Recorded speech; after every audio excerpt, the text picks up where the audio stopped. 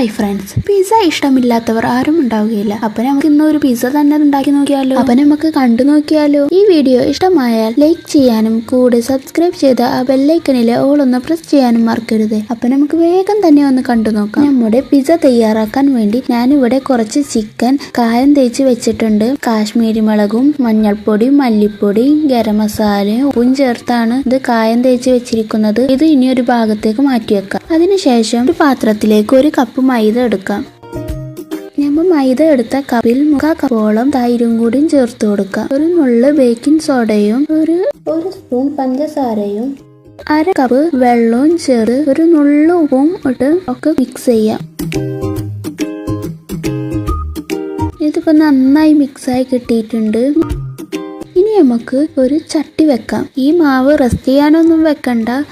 ഈ മാവ് ഇപ്പൊ തന്നെ കണ്ടില്ലേ, ബബിളുകളൊക്കെ ഇങ്ങനെ വന്ന് തുടങ്ങിയിട്ടുണ്ട്. തയ്യാറാക്കിയ ഉടനെ തന്നെ നമുക്ക് ചട്ടി വെക്കാം. ഇനി ഇതിലേക്ക് ഞാൻ ഓയിൽ തടവി കൊടുത്തിട്ടുണ്ട് ചട്ടിയിലേക്ക്. ഈ ഓയിൽ ഒന്ന് ചൂടായതിനു ശേഷം ഈ മാവ് നമുക്ക് ഇതിലേക്ക് ഒഴിച്ചു കൊടുക്കാം. ഇനി നമുക്കൊരു മൂടി കൊണ്ട് ഇത് അടച്ചു വെക്കാം. എന്നിട്ട് ഒരു 3-4 മിനിറ്റ് കഴിഞ്ഞാൽ ഇതൊന്ന് മറിച്ചിട്ട് കൊടുക്കാം. നമുക്ക് ഇത് വേവിക്കുന്ന ടൈം കൊണ്ട് അപ്പുറത്തെ അടുപ്പിൽ നമുക്ക് ചിക്കൻ പൊരിക്കാൻ വെക്കാം. ഇതിപ്പോ ഒരു സൈഡ് നന്നായി മുരിഞ്ഞു വരെയുണ്ട്. അതൊന്നും കണ്ടില്ലേ, ബബിളുകളൊക്കെ അങ്ങനെ നന്നായി വന്ന് തുടങ്ങിയിട്ടുണ്ട്.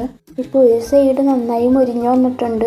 ഇനി അപ്പുറത്തെ സൈഡും കൂടി ഒന്ന് മുരിച്ചെടുക്കണം. അതിന് 2 മിനിറ്റ് നമ്മൾ ചട്ടി വെച്ചിരുന്നാൽ മതി. ഇപ്പൊ 2 സൈഡും നന്നായി മുരിഞ്ഞു വന്നിട്ടുണ്ട്. ഇനി നമ്മൾ സ്റ്റവ് ഓഫ് ചെയ്തതിന് ശേഷം ഇതിലേക്ക് സോസ് ഒഴിച്ചു കൊടുക്കാം. നമ്മൾ ഈ ചട്ടി വെച്ചിട്ട് തന്നെ ചെയ്യണത്. അപ്പോൾ ഇതിന്റെ മേല് സോസ് ഒഴിച്ചു കൊടുക്കാം. ഇതിപ്പോ നന്നായി സോസൊക്കെ ഒഴിച്ചിട്ടുണ്ട്.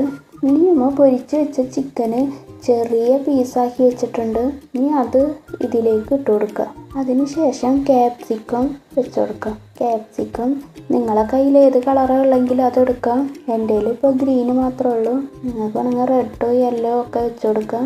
ഇനി ഇതിലേക്ക് നമ്മൾ ചീസ് ചേർത്ത് കൊടുക്കണം. ഇതിൻ്റെ മേലേക്ക് നമ്മൾ ഉണക്കമുളക് പൊടിച്ചതാണ് ഇട്ട് കൊടുക്കുന്നത്.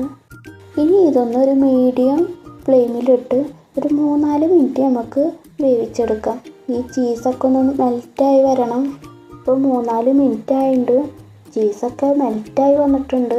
ഇനി നമുക്ക് സ്റ്റവ് ഓഫ് ചെയ്യാം. നമ്മളെ ടേസ്റ്റി ആയിട്ടുള്ള പിസ്സ റെഡി ആയിരിക്കണം. വളരെ സിമ്പിളാണ് ഉണ്ടാക്കാൻ. ഇതിന് വേണ്ടിയിട്ട് ഇപ്പോൾ കുഴക്കാനും പരത്താനൊന്നും ഇല്ല.